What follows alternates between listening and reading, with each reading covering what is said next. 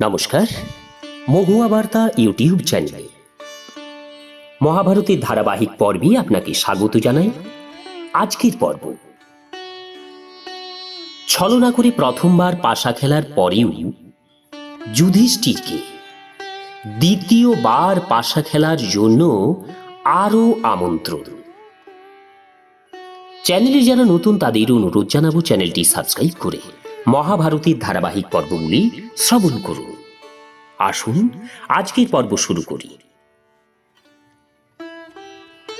যখন প্রতিহারীকে ধর্মরাজ যুধিষ্ঠিরকে ফিরিয়ে আনানোর জন্য পাঠানো হলো যে দ্বিতীয়বার আবার পাশা খেলা হবে, প্রতিহারী গিয়ে ধর্মরাজ যুধিষ্ঠিরকে সেই কথা বললেন। সমস্ত মিত্ররা সভার মধ্যে সবাই খুব দুঃখ পেল। সেই সময় শকুনি ধর্মরাজকে সম্বোধন করে বললেন, রাজন, আমাদের বৃদ্ধ মহারাজ আপনার ধন সম্পত্তি আপনাকে ফিরিয়ে দেওয়ায় আমরা খুব খুশি হয়েছি।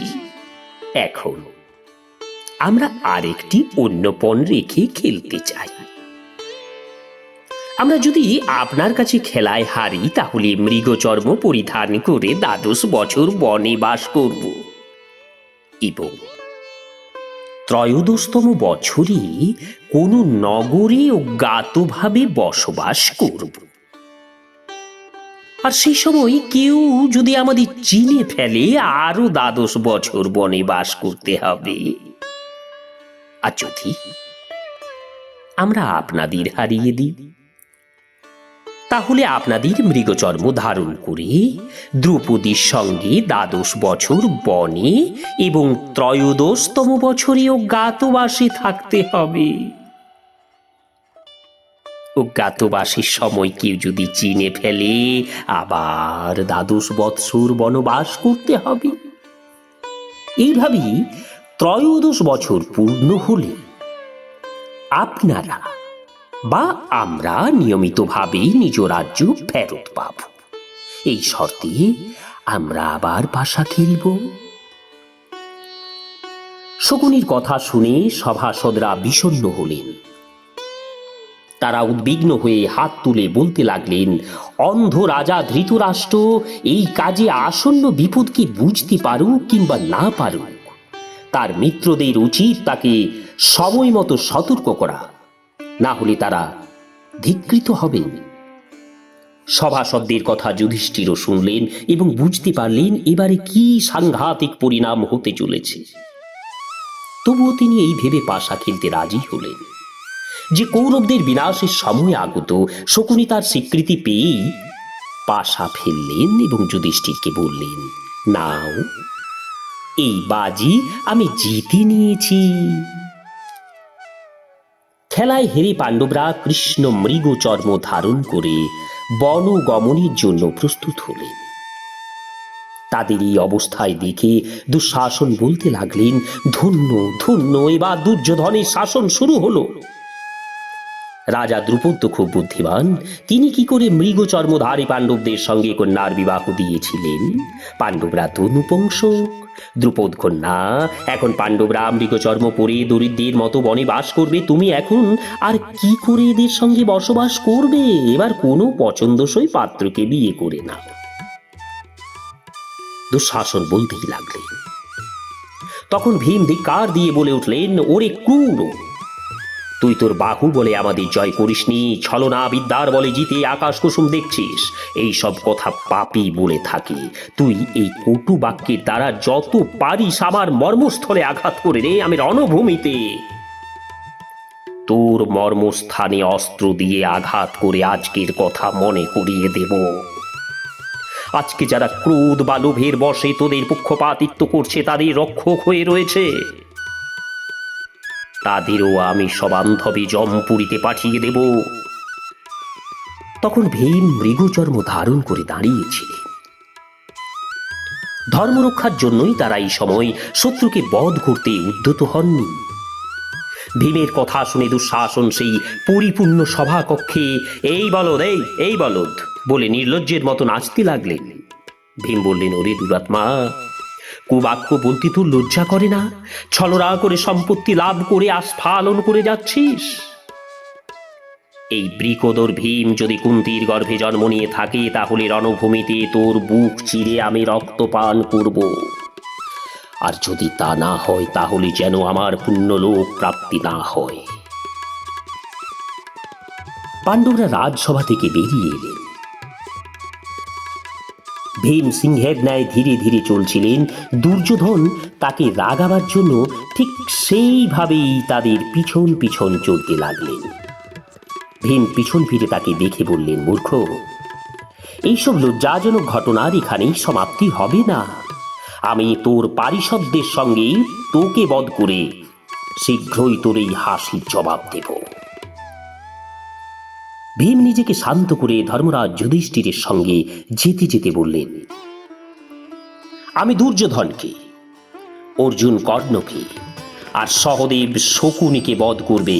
আমি এই সভায় আবার শপথ করে বলছি, জগদীশ্বর নিশ্চয়ই আমার এই শপথ পূর্ণ করবেন। গদার আঘাতে আমি দুর্যোধনের উরু ভঙ্গ করে তার মাথা পা রাখব না, আর দুঃশাসনের বুকের গরম রক্ত পান করব আমি। অর্জুনও বলে উঠলেন, ভাই ভীম, তোমার অভিলাষ পূর্ণ করবার জন্য অর্জুনেরই প্রতিজ্ঞা, যে সংগ্রামে কর্ণ এবং তার সমস্ত সাথীকে সংহার করবে, আমি অবশ্যই তা করব। আমাদের সঙ্গে যুদ্ধ করতে আসা সমস্ত মূর্খদের আমি যমরাজের কাছে পাঠাব। ভাই, হিমালয় যদি নিজ স্থান থেকে সরে যায়, সূর্য অন্ধকার নেমে আসে, চন্দ্র জ্বলন্ত আগুনের গোলা হয়ে ওঠে, তবু আমার বাক্য মিথ্যা হবে না। চতুর্দশ বর্ষে যদি দুর্যোধন আমাদের রাজ্য ভালোভাবে ফিরিয়ে না দেয়, তাহলে আমার কথা অবশ্যই সত্য হবে। সহদেব বললেন, আরে গান্ধারের কুল কলঙ্ক, যাকে তুই পাশা ভাবছিস, সেগুলিই হবে তোর জন্য তীক্ষ্ণ বাণ। আমি তোর এবং তোর আত্মীয়দের নিজ হাতে নাশ করব। শর্ত শুধু এই যে রণভূমিতে ক্ষত্রিয়ের মতো সাহস করে থাকিস, যেন লুকিয়ে পড়িস না। পাণ্ডবরা এইভাবে নানা প্রকার প্রতিজ্ঞা করতে করতে রাজা ধৃতরাষ্ট্রের কাছে গেলেন এবং যুধিষ্ঠির বললেন, জ্যেষ্ঠ তাত, আমি ভরত বংশের বয়োবৃদ্ধ পিতামহ ভীষ্ম, সোমদত্ত, বাহ্লি, দ্রোণাচার্য, কৃপাচার্য, অশ্বত্থামা, বিদুর এবং দুর্যোধনদের সব ভাই, যুযুৎসু, সঞ্জয়, অন্যান্য নরপতিগণ এবং সভাসদগণের অনুমতি নিয়ে বনবাসের জন্য রওনা হচ্ছি। সেখান থেকে ফিরে যেন আপনাদের দর্শন লাভের সৌভাগ্য হয়। সেই সময় সভাস্থ সকলেই লজ্জায় মাথা নিচু করে মনে মনে পাণ্ডবদের কল্যাণ চাইছিলেন। কেউ কোনো কথা বলতে পারলেন না। বিদুর বললেন, পাণ্ডব, আর যা কুন্তী রাজকুমারী বৃদ্ধা হয়েছে, কোমল শরীর, তার পক্ষে বনবাসের ধকল সহ্য করা কঠিন। তাই তিনি সসম্মানে আমার গৃহে থাকুন। আমি এই কথা জানিয়ে তোমাদের আশীর্বাদ করছি, তোমরা সর্বদা সর্বত্র সুস্থ এবং প্রসন্নভাবে থাকো। যুধিষ্ঠির বললেন, মহাত্মা, আমরা আপনার আদেশ শিরোধার্য করছি। আপনি আমাদের ক্ষুল্ল তাত পিতৃতুল্য, আমরা সর্বদাই আপনার অনুগত। মহাত্মা বিদুর বললেন, যুধিষ্ঠির, তুমি ধর্মজ্ঞ, অর্জুন বিজয়শীল, ভীম শত্রুনাশক, নকুল ধন সংগ্রহ কুশল এবং সহদেব শত্রুদের বশকারী, ঋষি ধৌম বেদজ্ঞ, পবিত্রতা, দ্রৌপদী ধর্মশীলা এবং সংসার পরিচালনায় নিপুণা। তোমরা সকলেই প্রীতি সহকারে বাস করো। শত্রু তোমাদের চিত্তে ভেদভাব সৃষ্টি করতে পারে না। তুমি অত্যন্ত নির্মল এবং সন্তুষ্ট হৃদয়। জগতের সকলেই তোমাকে চায় এবং তোমার দর্শন লাভের জন্য আশা করে থাকে। মেরু সাবর্ণী হিমালয়, ব্যাসদেব বারণাবতে, পরশুরাম ভৃগুতুঙ্গ পর্বতে এবং স্বয়ং মহাদেব বৃষদ্বতী নদী তীরে তোমাকে ধর্মোপদেশ দিয়েছে। অঞ্জন পর্বতে অসিত মহর্ষির কাছ থেকে এবং কলমাসী নদীর ধারে ভৃগুমুনির নিকট তুমি জ্ঞান লাভ করেছ। দেবর্ষী নারদ সর্বদা তোমার দেখাশোনা করেন। ধৌম ঋষি তো তোমার পুরোহিত আছেনই। দেখো, বিষম পরিস্থিতিতে, যুদ্ধের সময় যেন এইসব ঋষিদের উপদেশ বিস্মরণ হয়েও না। পাণ্ডব শ্রেষ্ঠ, তুমি পুরুরবার থেকেও বুদ্ধিমান। কোন রাজাই শক্তিতে তোমার সমকক্ষ নয়। শত্রুদের পরাজিত করায় তুমি বরুণের সমান। ধর্মাচরণে তুমি ঋষিদের থেকে শ্রেষ্ঠ। তুমি জলের মতো নির্মল এবং নিজ প্রাণীর বিনিময়েও অপরের মঙ্গল করে থাকো। আমি আশীর্বাদ করছি। তুমি পৃথিবী হতে ক্ষমা, সূর্যমণ্ডল হতে তেজ, বায়ু হতে বল এবং সমস্ত প্রাণী হতে আত্মধন লাভ করো। তোমার শরীর সুস্থ এবং চিত্ত যেন প্রসন্ন থাকে। কোনো কাজ করার আগে ঠিকভাবে বিচার বিশ্লেষণ করে নেবে। তুমি কখনো পাপ করেছো বলে আমার মনে হয় না। তাই তুমি অবশ্যই কৃতকার্য হয়ে ফিরে আসবে। এবার তোমরা গমন করো, তোমাদের কল্যাণ হোক। রাজা যুধিষ্ঠির বিদুরের আশীর্বাদ শিরোধার্য করে পিতামহ ভীষ্ম এবং আচার্য দ্রোণকে ও মাতা কুন্তিকে প্রণাম করে বনবাসে যাবার অনুমতি নিলেন। দুঃখাতুরা দ্রৌপদী তার শ্বশ্রু মাতা কুন্তি এবং অন্য মহিষীদের কাছ থেকে বিদায় গ্রহণ করতে এলে অন্তপুর শোকাচ্ছন্ন হয়ে গেল। মাতা কুন্তি শোকাকুল কণ্ঠে বললেন, মা, তুমি নারীদের ধর্ম জানো। এই ঘোর সংকটে দুঃখ করো না। তুমি শীল এবং সদাচার সম্পন্না। তাই পতিদের প্রতি তোমার কর্তব্য সম্পর্কে তোমাকে শেখাবার কিছু নেই। তুমি পরম সাধ্বী, গুণবতী, দুই কুলের ভূষণ। নির্দোষ দ্রৌপদী, তুমি যে কৌরবদের অভিশাপ দিয়ে ভস্ম করনি, এ তাদের সৌভাগ্য, তোমার সৌজন্য। তোমার পথ নিষ্কণ্টক। তুমি চিরায়ুষ্মতি হও। কুলীন নারীগণ আকস্মিক দুঃখে দিশেহারা হন না।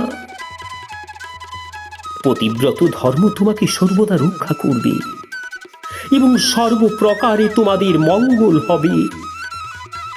তোমাকে একটি কথা বলার আছে। বনে থাকার সময় তুমি আমার প্রিয় পুত্র সহদেবের উপর বিশেষ নজর রেখো, সে যেন কষ্ট না পায়। মাতা কুন্তী পাণ্ডবদের বললেন, পুত্রগণ, তোমরা ধর্মপরায়ণ, সদাচারী, ভক্ত, পাপরহিত এবং দেবতাদের পূজারী। কি করে তোমাদের উপর এই সংকট এলো? এ নিশ্চয়ই প্রারব্ধেরই ফল। তোমরা তো এমন কোনো অপরাধ করনি। এ আমারও ভাগ্যের দোষ, কারণ তোমরা আমার গর্ভ থেকে জন্মেছ। এই জন্য সদ্গুণ সম্পন্ন হওয়া সত্ত্বেও তোমাদের উপর এই দুঃখ সংকট নেমে এলো। হায় কৃষ্ণ, হায় দ্বারকাধীশ, হায় প্রভু, তুমি এই ভীষণ দুর্দশা থেকে আমায় এবং আমার মহান পুত্রদের কেন রক্ষা করছো না? তুমি তো অনাদি, তুমি তো অনন্ত। যে ব্যক্তি নিত্য নিরন্তর তোমার ধ্যান করে, তুমি তাকে রক্ষা করো না কেন? তোমার সম্পর্কে এই প্রসিদ্ধি এখন মিথ্যা হলো কেন? আমার পুত্রগণ ধার্মিক, আমার পুত্রগণ যশস্বী, আমার পুত্রগণ পরাক্রমশালী। তাদের উপরই কষ্ট উচিত নয় কৃষ্ণ। ভগবান, ওদের দয়া করো, তুমি দয়া করো। হায় নীতি এবং ব্যবহার কুশল পিতামহ ভীষ্ম, আচার্য কৃপ এবং দ্রোণ ইত্যাদি কুরুকুলের বীরদের উপস্থিতিতে এই বিপত্তি কি করে ঘটল? পুত্র সহদেব, তুমি আমার প্রাণাধিক প্রিয়। তুমি আমাকে ছেড়ে যেও না পুত্র। ফিরে এসো, ফিরে এসো পুত্র, ফিরে এসো। মাতা কুন্তী শোকে অধীর হয়ে বিলাপ করতে লাগলেন। তার করুণ ক্রন্দনে বিষণ্ণ হয়ে পাণ্ডবরা তাকে প্রণাম করে বনের দিকে রওনা হলেন। মহাত্মা বেদুর কুন্তিকে দৈবের কথা বুঝিয়ে শান্ত করলেন এবং নিজেও আর্ত হৃদয়ে তাকে ধীরে ধীরে নিজ ভবনে নিয়ে গেলেন। কৌরবকুলের মহিলাগণ দ্রুত সভায় দ্রৌপদীকে চুল ধরে টেনে নিয়ে যাওয়া ইত্যাদি অত্যাচারের জন্য দুর্যোধনদের নিন্দা করতে লাগলেন এবং মুখে হাত চাপা দিয়ে কাঁদতে লাগলেন। নমস্কার, আজকের পর্ব এখানেই শেষ করছি। আগামী পর্ব পাণ্ডবদের বনগমনের পরে কৌরবদের অবস্থা।